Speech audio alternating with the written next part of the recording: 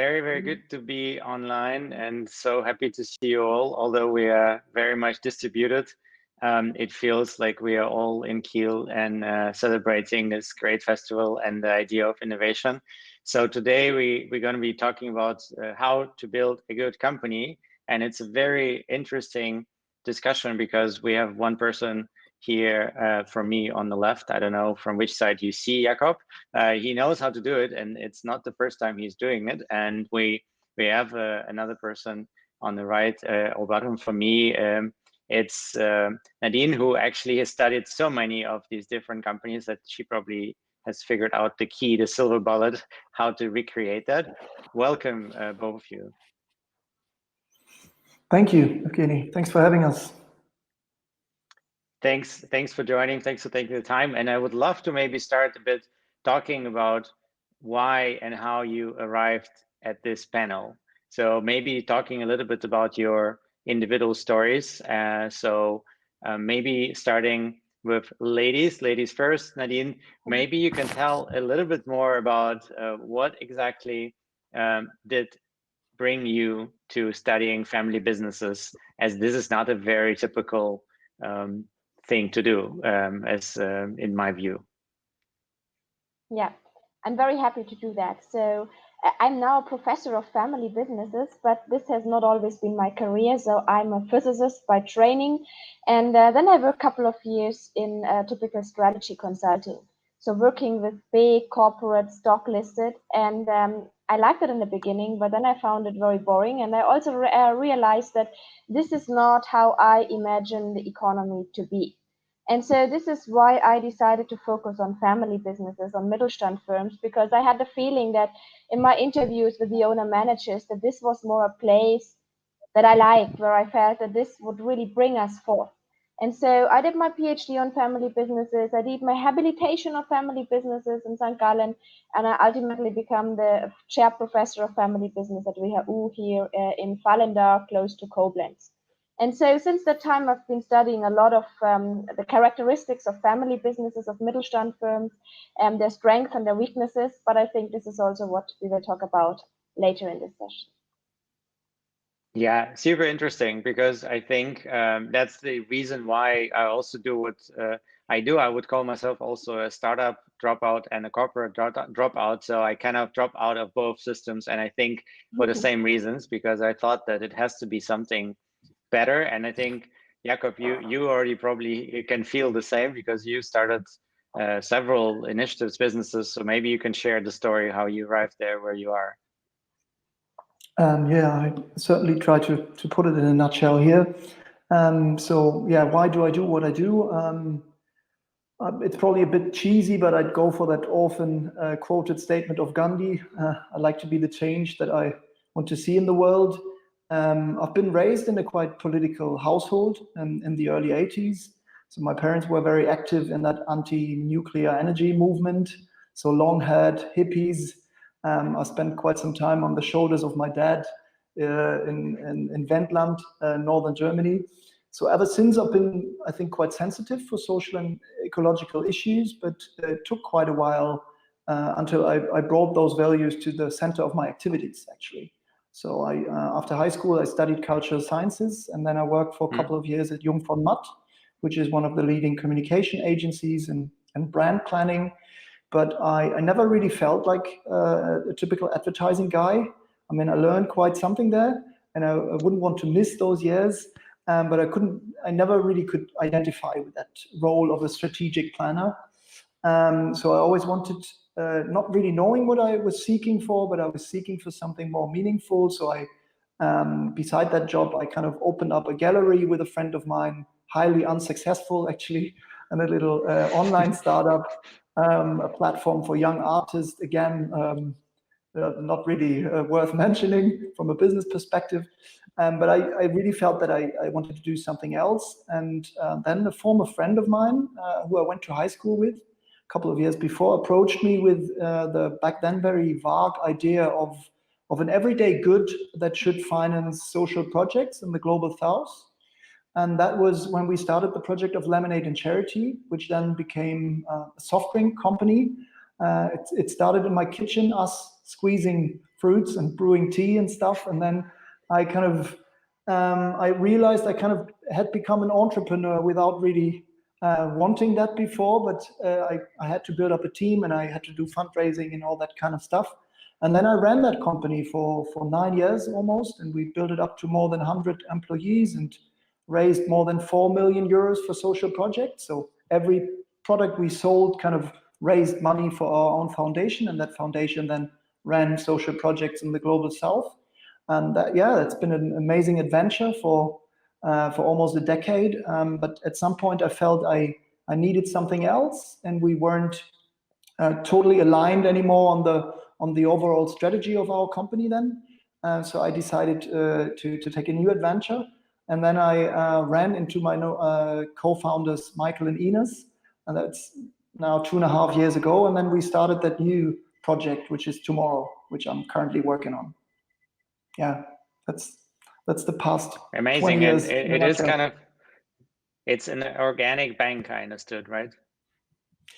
Yeah, it's kind of it's sustainable banking, and we try to combine the idea of sustainable banking with a very modern state-of-the-art approach. So the press sometimes calls us the unofficial kit of GLS and N26. I wouldn't put it that way, but people really love that framing.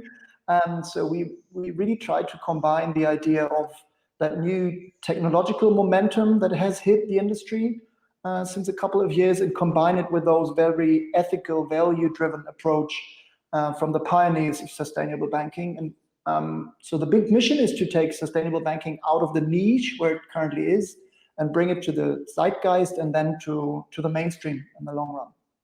That's what we aim for. I love this idea of combining different things. It's in a way something also very artistic. And as you might know, I also came from the music background, so I've been a musician for very long years, and but it's probably why I've been very excited to kind of combine different things, building bridges, and that's why maybe the new Mittelstand it was born out of the idea of combining something good from the startup side and something good from the Mittelstand, the family business side. And I know that you have also used the term zebra quite a lot in that relation to startups, and I think that most of us do connect more like an animal, a striped animal with it. So maybe you can explain a little bit why are you using this zebra term and what does that mean?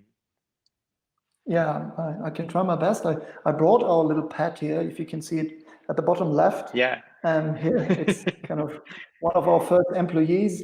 I still refer to that very same animal. So whoever has that striped animal in mind, it's the same animal we're talking about.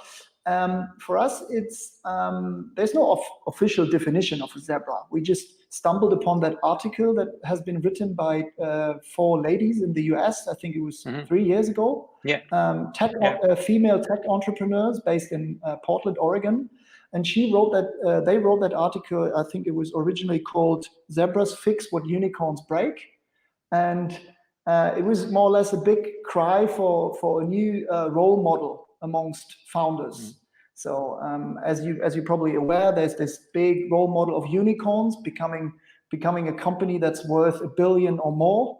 I know at your university, Nadine, that's a very popular thing amongst the students as well. Who's going to have the next big thing, the next unicorn?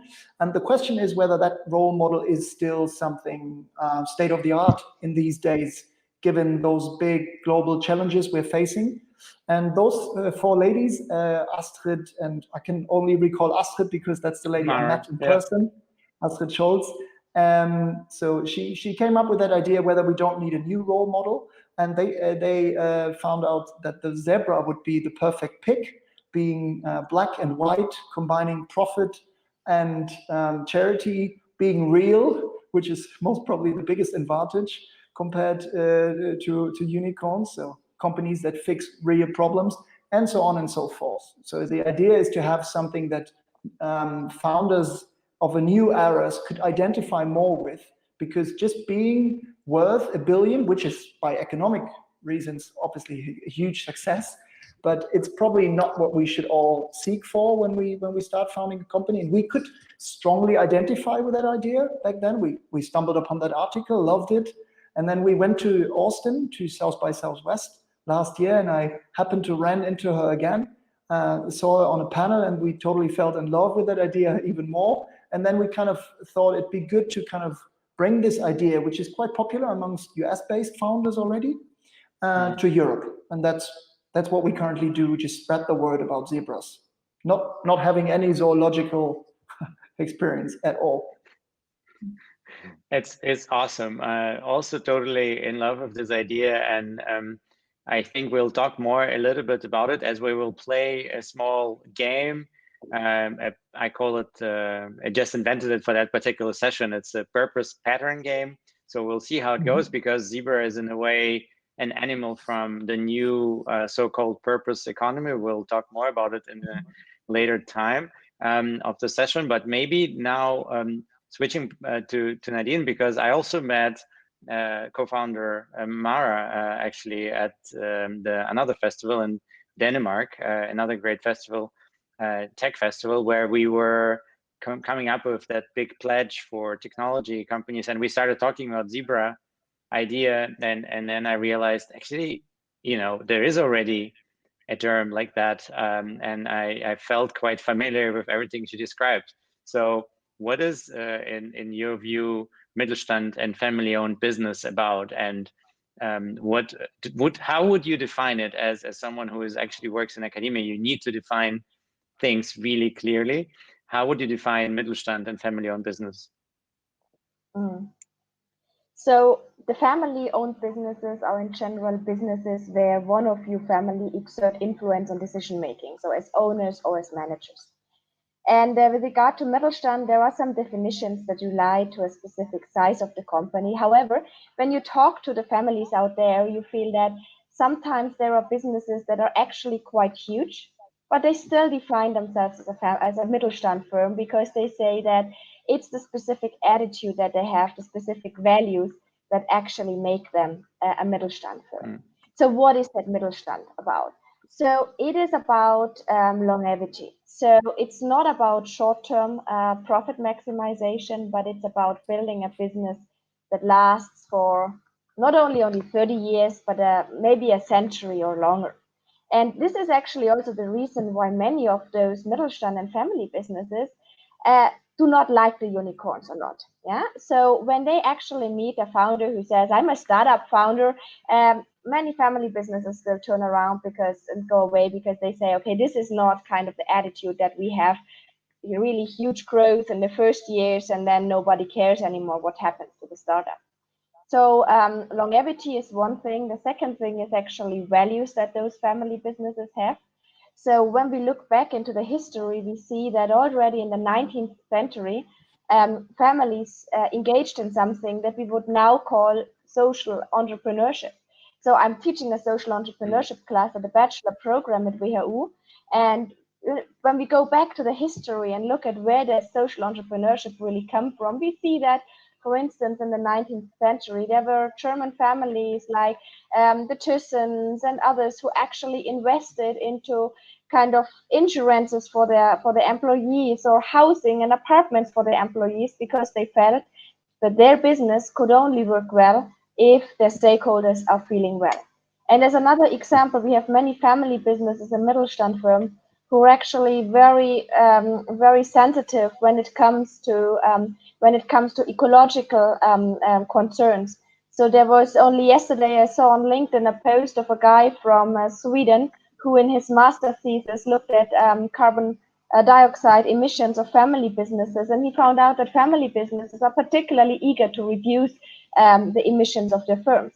So we actually have, as family firms and Mittelstand firms, we have a group of firms that actually is based on a long-term perspective and on specific values that come from the owner-manager.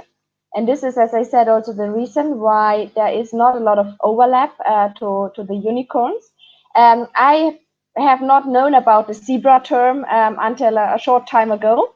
However, I realized in my discussions with the students that there is an increasing trend of becoming aware of those issues that come along with unicorns, and that more and more founders of also my university, for instance, are interested in combining social and financial purposes. So when I started my position as a professor at WHU 5 years ago, and I took over this course on social entrepreneurship, it was less than 20 students who actually participated. Now we have more than 70, and 70, or actually 60 something is kind of the maximum number that we let in. Then typically I admit some more. And so we end up with 70 something students who are all interested and eager about learning how to combine social and financial purposes. So it seems to becoming increasingly popular among students and founders. And how do you think your like core family businesses owners, how do they feel about that? Like you said in the previous statements that they not necessarily like startups, and sometimes they feel a little bit alienated, so to say, with the culture, with this so-called exponential growth, exponential technology, everything exponential. How do you think do they feel about Zebra, or like this new trend in the startup world? Is it more familiar to them? Yeah, they will like this trend a lot. Yeah, so because so far when you look at startups and how they work and on family businesses, there is on the one side there is this big clash in, for instance, culture, like the old patriarchs that likes to wear a suit and to use the German C and to be kind of hierarchical, which is the opposite of what you expect from a startup. However, when you go to a higher level and you see that there is actually lots of similarity. So we learned that actually by accident. So we had an event 2 or 3 years ago at my university, the Campus for Family Business, and we had the problem that the event should be on Friday, and on Wednesday we got the note that one of our keynote speakers would not come. So this was actually very short notice, and I was a little bit desperate, and so I sat together with my team and we discussed what could we actually do. And then we had the idea, okay, let's invite some founders that have worked with family businesses or whose parents are family businesses, and let's just put them on a panel instead of the keynote. And it was a little bit of a time rush because it was Thursday morning already, and we had to convince the founders to fly in mostly from Berlin to Vallenda, which is not at the center of Germany, so to say. Within just one day, we couldn't pay any fees for them or something like that, but still within 2 hours, we had 5 founders who were willing to come and to talk about their experiences. And in this panel discussion, it became clear that when you go to the values level, and all of those founders I would actually call zebras. When you go to the founder level, to the values level, there is so much overlap. So there is this commitment, there is this entrepreneurial passion, there is this ambition to change something and to have some impact. So we found out that when you go to the values level, there is so much overlap of family businesses and zebra startups that they actually must use it. And they must really use it, because one stream of research that I do is about innovation and digitalization on family businesses. And although I like them really a lot, the results of those studies are not very optimistic and not very positive for the family businesses, because they're just not there where they should be. So many of them have not invested enough into digitalization in the last decades. And so it will be very difficult for them to catch up now by themselves, because they don't have the money. They are located in cities in the north, like Ingelfingen or Lahnstein or Melsungen, where it's so difficult to actually get the new talent. I mean, come on, which 20-something-year-old wants to move there? So they don't have the resources to do that by themselves. So actually partnering up with startups, with younger people, different backgrounds, different education, might actually be the solution to also save our Mittelstand and save our economic background. So Jakob, just like turning over to you, where's your office located? We're being based in Hamburg. We're being based in Hamburg in an area called St. Pauli. And then again, a specific part of St. Pauli is called Carolinenviertel. Is a very yeah, very alternative neighborhood, and we're here in a little backyard. We found a nice place with a rooftop terrace and stuff. So pretty classical stereotype of startup way of life, I suppose. That sounds very inviting. And do you think that your vision about this startup is really maybe becoming the new type of Mittelstand? Like, do you once dream to like give that company a future for generations? Because the topic we wanted to discuss is how to actually build this good company that can survive generations. And we can see at family businesses, like they done it for generations in the industrial economy. But now, as Nadine mentioned, with digitization, there are some struggles and they also perceive some disadvantages. So how do you see it now as you are like on the path maybe to build a new type of Mittelstand family-owned business? Well, yeah, first of all, I could totally underline what Nadine has said earlier about the parallels between maybe classic Mittelstand companies and zebras. I think there's a very similar kind of stewardship or ownership mentality. So there's no need to please external profit interest, at least not in the first place. And there's a very big similarity between like in terms of thinking and acting in long terms. And a strong connection to all kind of stakeholders. We're about to get certified as a B Corp, which again is a different kind of label, just like proving you're a social company or purpose-driven company or whatever. And you have to integrate a little pass in your mission statement of the company. And I think that could have been in there for the Bosch families or name it. Forever. So like B Corp kind of found it as something new, as a USP, but the very simple idea to not only pleasing shareholders, but everybody involved, like neighbors, your team, public, and so on and so forth. So I think we have a lot in common.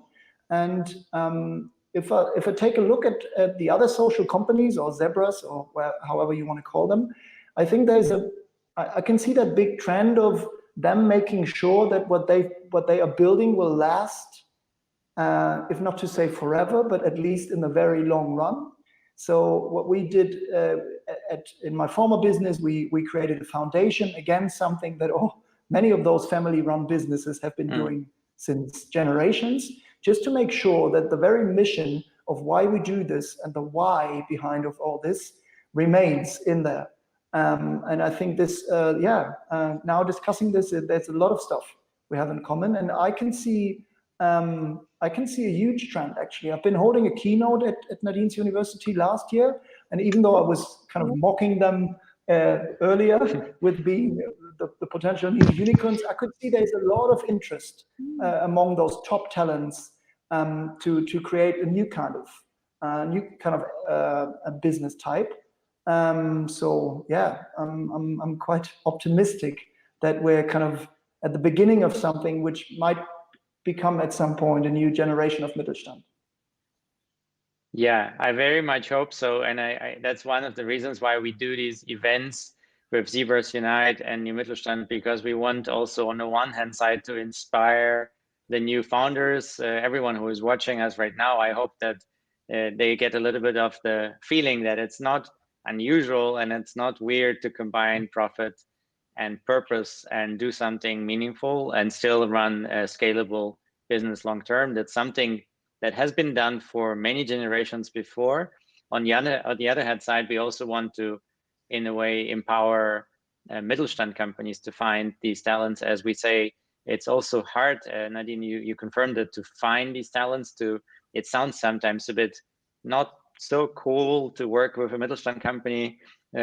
It's always cooler to work with a new startup, something super fresh. And we in the startup world are really good in reinventing to new terms and building culture. But especially this vision, really, we believe that this brings us into a new kind of new Mittelstand economy vision. And I tried to share it with you. I don't know whether you've been able to see it on the website, but I would love to hear, what do you think is like this economy in your terms? Like, what is your vision for that new economy How would you describe that in 10 years, maybe, if a lot of startups will be zebras and a lot of Mittelstand businesses will transform to become more radically innovative and customer centric, what will be the economy like?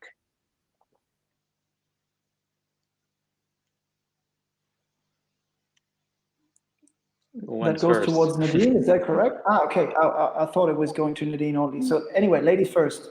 Go ahead. Yeah. Okay. Yeah. I mean, that's actually, of course, a tough question. I mean, it was not even we were also even not able to actually look into the year 2020. So it's very difficult to look into 10 years into the future. However, I think that if we look at what's going on right now, yeah, in the political sense, in the societal sense, with regard to ecology and environment, it is very clear that we need to change our economy. So I really hope that this year 2020 can serve as a wake-up call, also for our startups and also for our business owners and managers. And so, I mean, many of the Mittelstand firms have taken a stakeholder oriented approach instead of a shareholder oriented approach.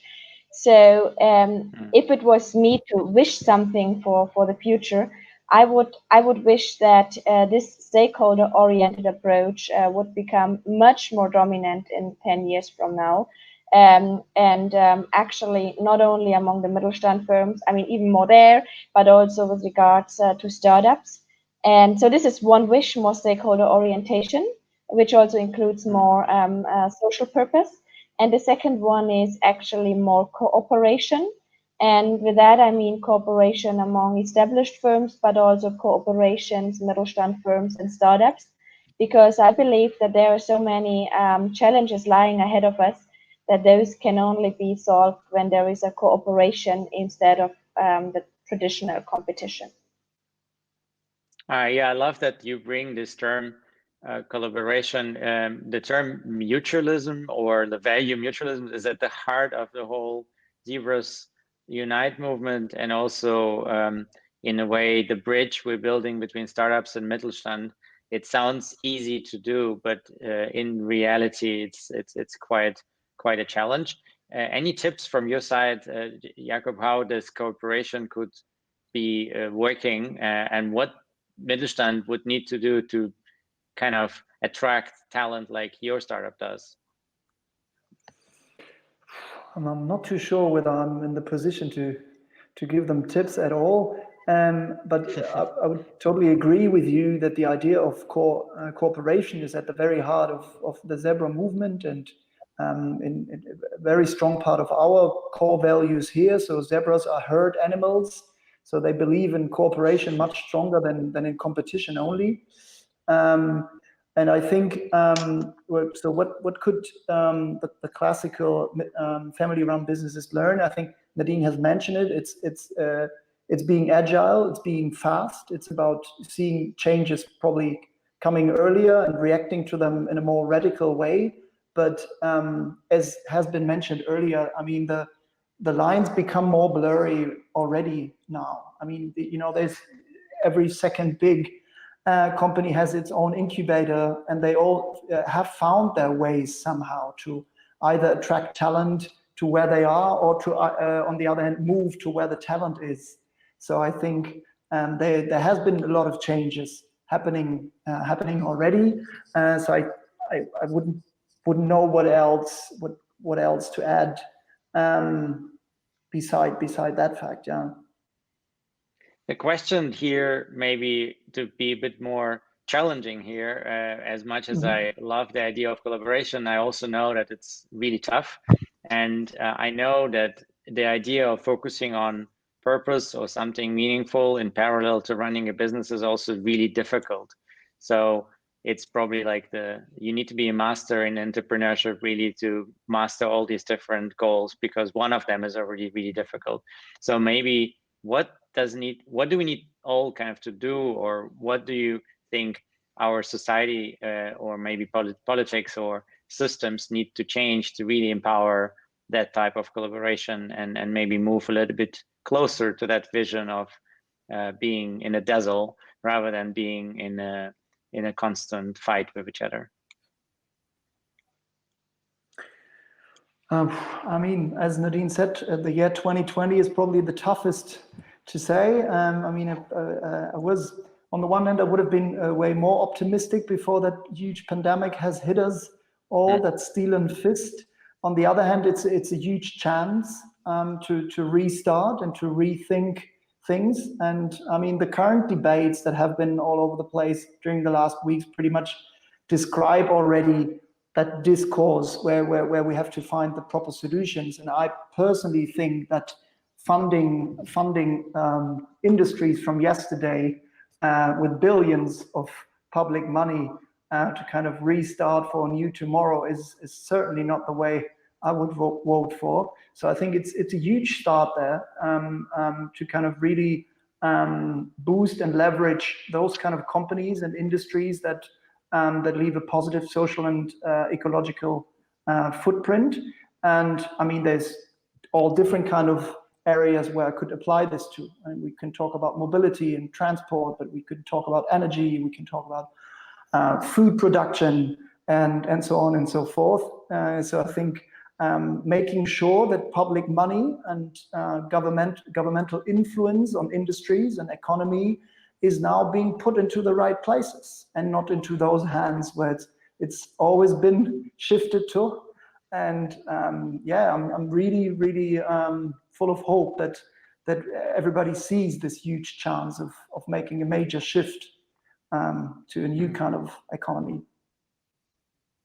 Yeah, I try to not jump too much into the topic of the pandemic, as probably everyone has talked a lot about it already. So maybe jumping to Nadine, any tips on any academic, also like statistics, or maybe things that you can recommend? What because we're talking about like kind of a game theory challenge, right? Like we try to optimize, and we know that, you know, if we don't do it well, it will be worse for both sides. So how to solve that? How to cooperate? Yeah. So unfortunately, there is no kind of statistical numbers that can actually help us there. Actually, adding to what Jakob said, I think besides public money, it's also important that private money goes more to those sectors. And I think the one group of people that I have here in my mind is the family offices out there. So we have many wealthy families in Germany. I think that many of the younger generation members of those families are actually also willing to give something back. So instead of just donating the money to, you know, foundations that distribute the money, then it might make a lot of sense to actually use the money to invest into companies with a social purpose. There is a great TED talk of Michael Porter, the one Michael Porter of the 5 Forces, and he actually has a TED talk about shared value. I do not agree with everything that he says there, but he makes a very good point about the scalability, and so investing into businesses that have a good purpose is actually a way of how to scale up very quickly. And so this is something that is very important. I think something else that is very important is actually education.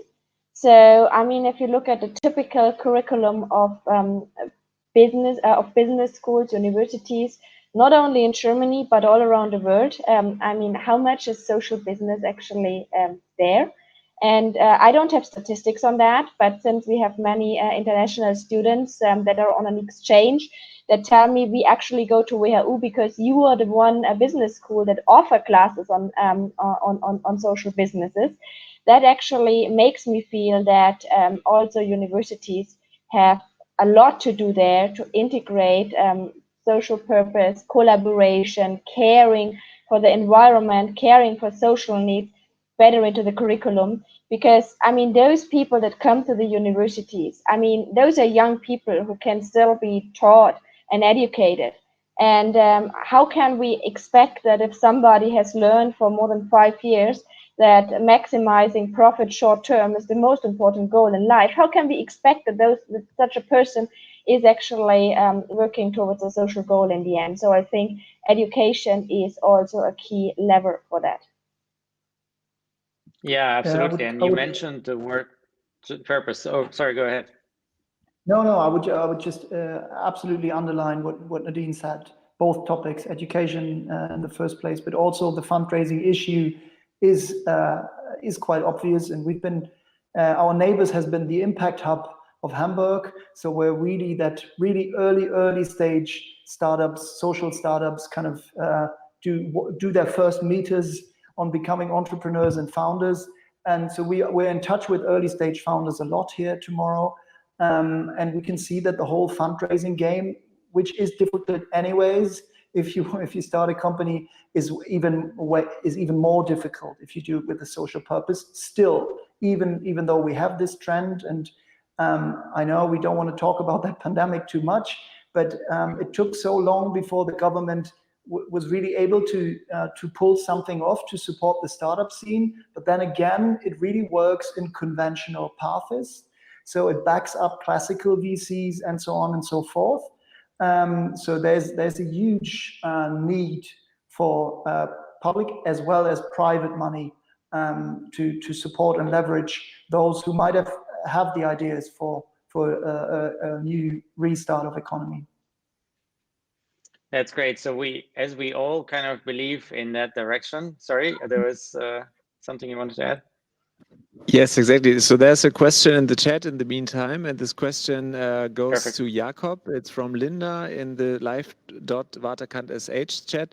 And the question is to Jakob, how successful will or needs Tomorrow Bank to be until also some big players like the Deutsche Bank will start to change? Well, that's a tough question.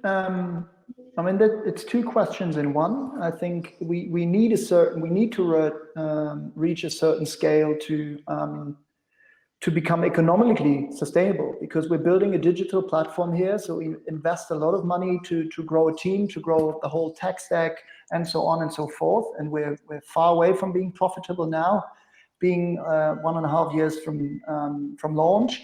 So we need a certain scale. Talking about, let's say, at least 6-digit numbers of users before we can really run smoothly here from an economic perspective. And taking our role as agenda setter, I would say we've already brought some change into the industry already. We're a very tiny light in this huge ocean of financial players out there. And given the fact that we only have 30,000 users, we could already tell that we're invited to panels where the big boys and big girls are sitting. We changed the perspective and the narrative a little bit. And that's probably even the biggest part of our future impact, to really kick the ass of the industry strong enough. So people who are far away from us, when we talk about their reach and the numbers of customers, but they see, okay, it's possible and it's what people ask for.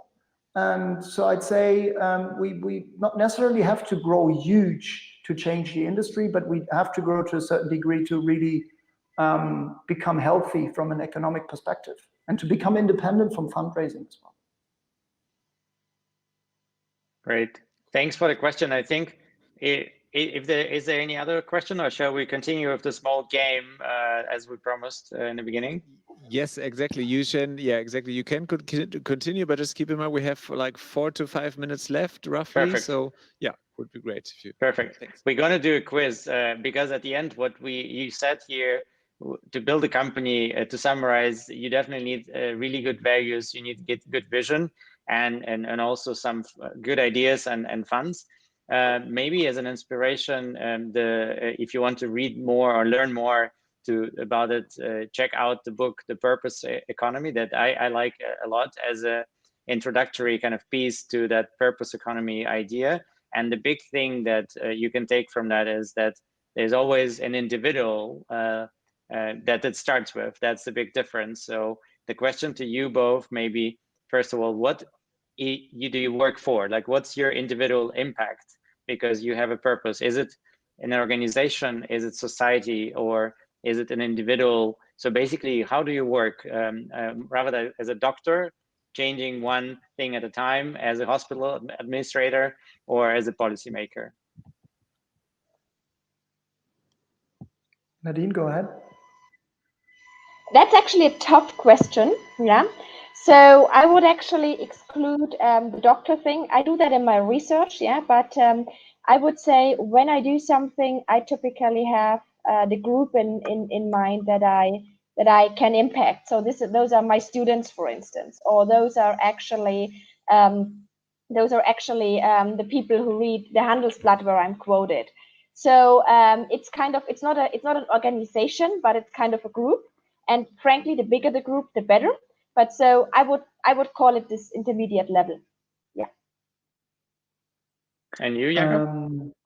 Yeah, it's tricky. I think as if you refer to me as tomorrow as the brand, I think we probably address them all. We address the end consumer, we address the industry and the public agenda. But me as Jakob, I spent most of my time on building an impactful organization, I think, in the terms of empowering other individuals being part of this organization to really scale. So I'm the hospital administrator.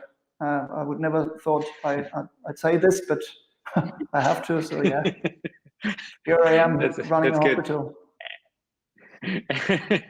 And why do you do that? Two options only left because we're running out of time, but harmony. So do you do it because of intervention, so that because you believe in harmony, or do you do it because of karma? Do you do it because you believe that there is some moralistic version of Newton's law? It's getting tougher even. Yeah. That's I really have problems making a decision here. Maybe it's more karma, yeah. So, but my kind of motivation is that I only have 24 hours a day, and I could actually spend that at home with my 3 kids, for instance. But I can also try to invest my time into my job, and when I invest it into my job, I really want to get the most out of it and to make the most impact. So this is actually what drives me. And you, Jakob? Yeah, I found it tricky. First, I'd say I'm probably on the harmony side of things because I really believe in moral role models, and on a bigger scale in political intervention, maybe, as in I don't trust the market alone.